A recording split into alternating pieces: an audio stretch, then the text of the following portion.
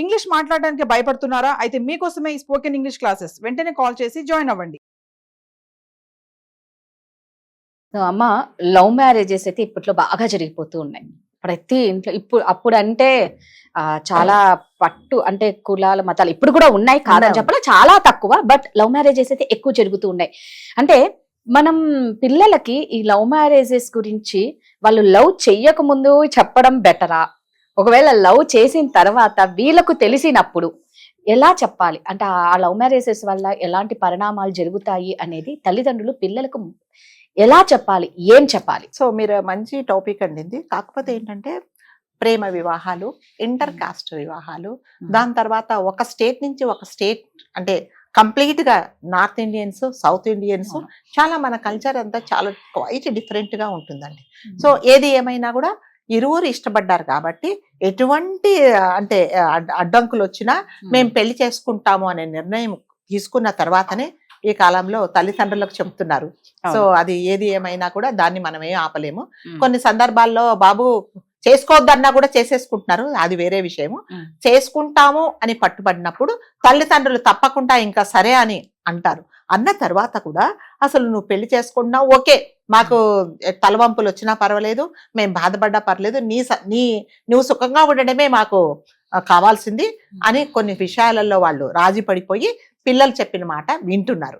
విన్న తర్వాత ఏం చేస్తున్నారంటే, చేసుకుంటాను అని అన్నప్పుడు అమ్మాయి గాని అబ్బాయి గాని, మరి ముఖ్యంగా అమ్మాయిలకే వస్తాయండి ప్రాబ్లమ్స్ అన్ని, వచ్చేది అమ్మాయిలకే. సో అమ్మాయిలకి అంటే అబ్బాయిలకు కూడా చెప్పాలి, అమ్మాయిలకు తల్లి తండ్రి ఎవరైతే ఇప్పుడు ఆ అమ్మాయి వెళ్ళి చేసుకోబోతుందో అతని వివరాలు ఏంటి అంటే, ఒకవేళ అంటే మనము కులం గురించి మాట్లాడుకోకూడదు కానీ ఆ కాస్ట్ వైజ్ కూడా కొన్ని మార్పులు చేర్పులు ఉంటాయండి. సో ఒక అగ్రకులాల వాళ్లకు కొన్ని అలవాట్లు ఉంటాయి, కొంచెం దాని తర్వాత వేరే వాళ్లకు కొన్ని అలవాట్లు ఉంటాయి.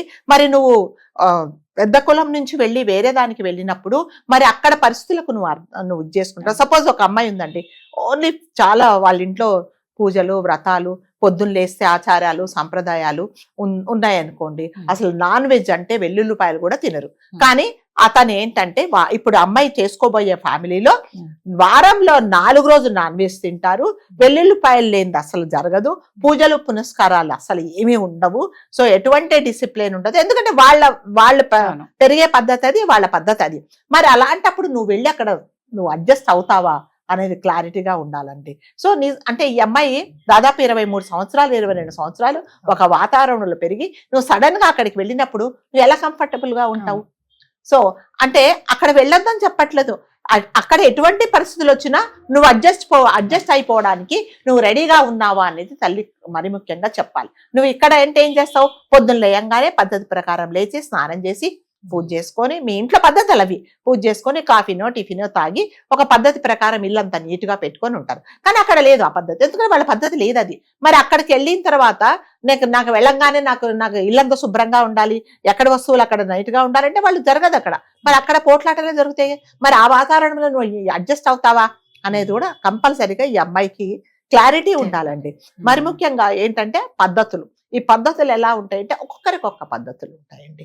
అంటే ప్రాంతాన్ని బట్టి కూడా ఉంటుంది, భాషను బట్టి కూడా ఉంటుంది. ఒక సినిమా మీరు చూసారో లేదో నాకు తెలియదు, బలిపీఠం అని ఒక సినిమా వచ్చింది. ఆ సినిమాలో ఏంటంటే ఆ హీరోయిన్ ఒక శారద ఉంటుంది, ఆమె ప్యూర్ బ్రాహ్మిన్ గర్ల్, ఒక చాలా ఎస్సీ క్యాండిడేట్ ను పెళ్లి చేసుకుంటుంది. సరే అప్పుడంతా బాగానే ఉంటుంది. చేసుకున్న తర్వాత ఈ అబ్బాయి వాళ్ళ తల్లి వాళ్ళు ఏంటంటే చాలా చిన్న ఇదనమాట, అంటే అసలు నీట్నెస్ ఉండదు, ఏముండదు. ఆవిడేదో కూలి పని చేసుకుంటా ఆవిడ. మరి కూలి పని చేసుకుంటే ఆవిడ ఫ్లాస్క్లో కాఫీ పోసుకొని తాగదు కదండి, అవునా? తాగదు. సో ఈమె ఏంటంటే చాలా మంచి కులంలో నుంచి వచ్చింది కాబట్టి ఆచారాలు సాంప్రదాయాలు, శుభ్రము శుచి మడి అవన్నీ ఉంటాయి. వీళ్ళింట్లో అది ఉండదు. ఇంకా ఇంటికి సరే కొన్ని రోజులు మోజు తీరిపోతుంది కదా. సో ప్రతి ఒక్కటి ఈ ఈమె తల్లి ఎక్కడ ఉన్నా కూడా ఈమె భరించలేదు. అంటే శుభ్రంగా ఉండదు, కాఫీ అరంగానే చేతులు కడుక్కోకుండా తెచ్చిచ్చేది. అంటే కోడలు మంచి కులం నుంచి వచ్చిందనే మర్యాద ఉంటుంది, కానీ ఈవిడ పద్ధతి అంతే. అంటే పొద్దునే లేవాలి, స్నానం చేయాలని ఉండదు. ఈవిడ స్నానం చేయండి, నాకు ఇవ్వద్దు కాఫీ అంటుంది. అక్కడి నుంచి గొడవలు మొదలవుతాయి అనమాట. సో లాస్ట్కి ఎలా ఉంది, ఈవిడకి ఒక చెల్లి ఉంటే ఆవిడ కూడా ఒక క్రిస్టియన్ని పెళ్లి చేసుకుంటుంది. వాళ్ళు చాలా హ్యాపీగా ఉంటారు. ఒకసారి ఈవిడ వాళ్ళ అక్క వెళ్తుంది వాళ్ళ ఇంటికి. వెళ్ళంగానే ఇల్లంతా నాన్ వెజ్ వాసన వస్తుంటుంది. అదేంటి నువ్వు మన కులం ఏంటి మనమేంటి నువ్వేం నాన్ వెజ్ పెడుతున్నావు అంటే, అక్క ఇవన్నీ నేను పెళ్లి కాకముందే వీటన్నిటికీ నేను రెడీ అయిపోయా నేను వచ్చా కాబట్టి నాకు ఎటువంటి ప్రాబ్లం లేదు. నువ్వేం చేసావంటే అంటే అతడి మోజులో సరే నాకు ఎటువంటి పరిస్థితులైనా పర్వాలేదు అనేది అనుకున్నావే కానీ నేను ఇవన్నీ ఫేస్ చేయగలనా అని నేను ఆలోచించకుండా నువ్వు వెళ్ళావు. అందుకని నీకు ఇవాళ ఈ పరిస్థితి వచ్చింది. నేను హ్యాపీగా ఉన్నాను, నేను తినను, అతనికి కావాల్సింది నేను నేర్చుకొని వండి పెడుతున్నాను అని చెప్తుంది. సో హ్యాపీ అంటే అదేంటంటే అండి అడ్జస్ట్మెంట్ అన్నమాట. ఏది జరిగినా కూడా అడ్జస్ట్ అయిపోవాలి. తర్వాత కొన్ని విషయాలలో మనకు నచ్చకపోయినా కూడా ఒక చోటకు వెళ్ళినప్పుడు కొన్ని పద్ధతులకు అలవాటు పడి మనం కూడా కాస్త తగ్గాలండి. అప్పుడే ఇలాంటి అంటే పెళ్లిళ్ళు బాగుంటాయి. కానీ లేకపోతే మాత్రం ఇంకా అన్ని ప్రాబ్లమ్సే వస్తాయి అనమాట. నువ్వు ఎప్పుడైతే అతని మీద ఎంత ప్రేమ ఉందో వాళ్ళ ఇంటి పద్ధతుల మీద కానీ వాళ్ళ అమ్మ నాన్న మీద కానీ లేకపోతే వాళ్ళ ఆచార వ్యవహారాల మీద కూడా కానీ అంతకంటే ప్రేమ అంతకంటే ఎక్కువ అవగాహన ఉంటేనే నువ్వు అక్కడ ఆ సంసారంలో ఇమ్మలగడవు. లేకపోతే కష్టం. అప్పుడు తల్లిదండ్రులు ఏమంటారు, నీకు ఆల్రెడీ చెప్పాం నేను, నువ్వు అక్కడ ఉండలేవన్నావు, నువ్వు పెళ్లి చేసుకున్నావు అని మళ్ళీ వీళ్ళు రానివ్వరు కదండి. కాబట్టి ఎవరైనా ప్రేమ పెళ్లి చేసుకుంటే వాళ్ళు చేసుకోవద్దని ఎవరు చెప్పట్లేదండి.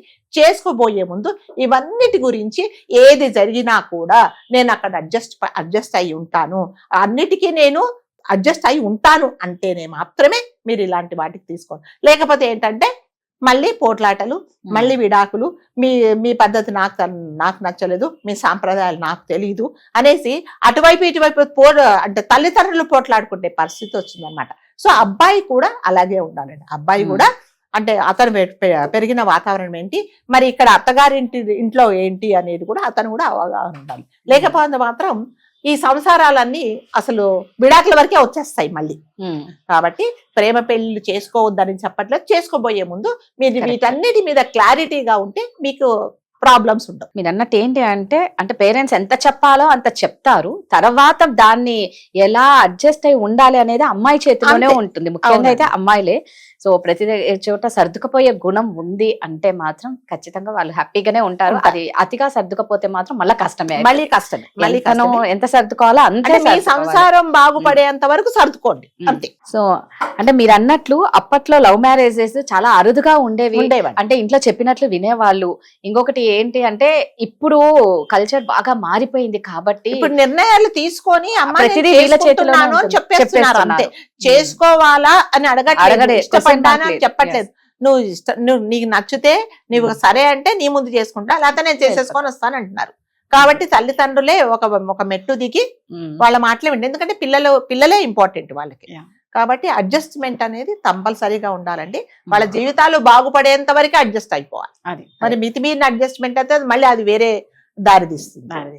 సో నిజంగా పేరెంట్స్ చెప్పినట్లు వినండి. తర్వాత లైఫ్ లో ఏదొచ్చినా తట్టుకునేంత శక్తి మీలో ఉండి సర్దుకుపోయే గుణం ఉండాలి. థ్యాంక్ యూ అమ్మా. నమస్తే.